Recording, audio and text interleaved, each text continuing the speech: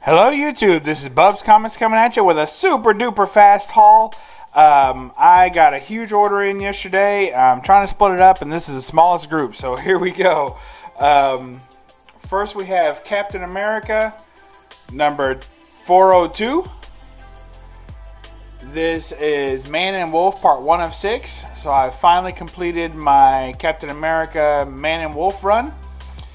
Super duper happy about this. I've been looking around and finding all these Man and Wolf parts. I finally have 2 through 6, and then plus the kind of epilogue at the end, the last one. So glad to have all of these, and then finally have the first one, Captain America number 402. Super happy to have that. And then I found that one last thing I was looking for.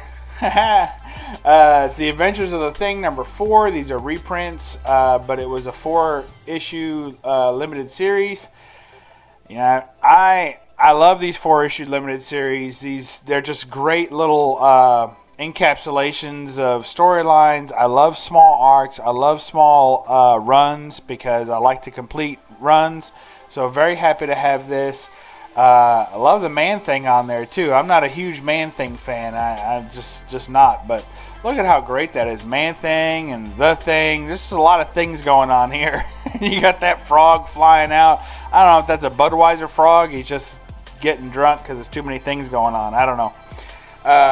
Now we get into, I wouldn't call them big boy books, but for me, I just love them. So here is Tomb Raider Witchblade. So these are little mini grails for me. A mini grail to me is something that is only significant to you and maybe doesn't cost a whole lot either. Most grails, if someone says, oh, I got a grail, then that means, to me, it means that it's probably a pretty expensive book and other people would find it very valuable, and it's a sought after book. So either it's a low quantity or it's very expensive or whatever, or usually it's a key issue too. But to me, a mini grail is just a book that has significance to you, or for some reason it is you're seeking this book out for one reason or another. For me, I'm trying to complete a Tomb Raider, the first volume of Tomb Raider run. I also have a Tomb Raider Journeys run I'm working on, and several other Tomb Raider titles. Everything but the new stuff. That stuff's just terrible. So here's Tomb Raider Witchblade, and this is the first appearance of Lara Croft in a comic book. So of course she started off in the video game. So when I think that's why this book doesn't command more money. It's just an average price book. You can pick one up for like $10 or less, maybe even $5 or less. What happens is that these books that are not, I think if the character is already a known entity, then the comic book appearance of the character doesn't seem to be considered a key very often, unless the comic book turned out to be the defining medium for the character. So if you had a character that was maybe in a couple of shows or was maybe in a small little comic strip or something like that, and then they had their or in a movie, and then they had their comic debut, no one's really going to care unless the comic became so popular that it overtook the other medium that it started in. In this case, I feel like maybe for a time the comic book version of Lara Croft was either more popular or just as popular as the game. Since then, she hasn't really done very much in comics. She has a new run coming out. It's not being well received. I don't receive it well either. But the video games are still going strong and are still big sellers, and they're still coming out with new ones. So because the comic didn't overtake the video game as a medium, then the first appearance of her in a comic kind of gets lost in obscurity. But I'm a big Michael Turner fan, and for me, Michael Turner being the first artist to draw Lara Croft in a comic is amazing. And it's a great cover, and it's a great book. The whole thing's just fantastic, and it's a one-shot. You can't ask for more than that.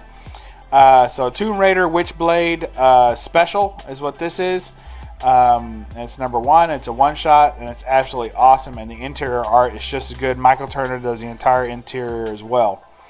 And just in case you were wondering, she does have, there's actually 3 versions of this same book. So I picked up 2 of them. This one is Tomb Raider Witchblade. Also, this is the special edition. So this is the regular edition, and then this is the special edition, which is also the first appearance of Lara Croft. So they came out the same time, December of '97. So pretty cool.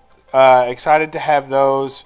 Like I said, these are little mini grails for me. I picked them up on the cheap, so I got pretty high conditions of them, pretty high grades, to make sure that I keep them in good shape, and I put some halfbacks in there. So pretty happy with them. I think they're cool. I like this one better. They're both Michael Turner covers. I like the original A cover better, but the special edition, I just like it because a lot of people, like if you look for what the first appearance of Lara Croft is, they'll tell you that it's they'll actually mention this one for some reason. So I don't know if it came out first or if it's just Tomb Raider Witchblade Special, and so they call the whole thing the Tomb Raider Witchblade Special. This one usually is referred to Tomb Raider and Witchblade #1, and this one's referred to the Special. So it's kind of odd the way that they get separated like that. So I don't know, maybe this one came out a week early or was some sort of special promotion earlier. I'm not sure. But so I like to cover my bases when it comes to first appearances and things like that. And if there's a question that it might be a first appearance, I just go ahead and get it, because why not, right? I mean, I've got Hulk 180 and Hulk 181 because regardless of what you think the first appearance is, I've got them both, so I'm covered. So that's the way I like to roll. All right, y'all. Well, I hope you enjoyed that. I'm super enjoying it. I'm finishing off a lot of big runs that I've been working on, and I'll show them off as they come. So thank you all, and when you get done watching this video, read a comic. Thanks. Bye.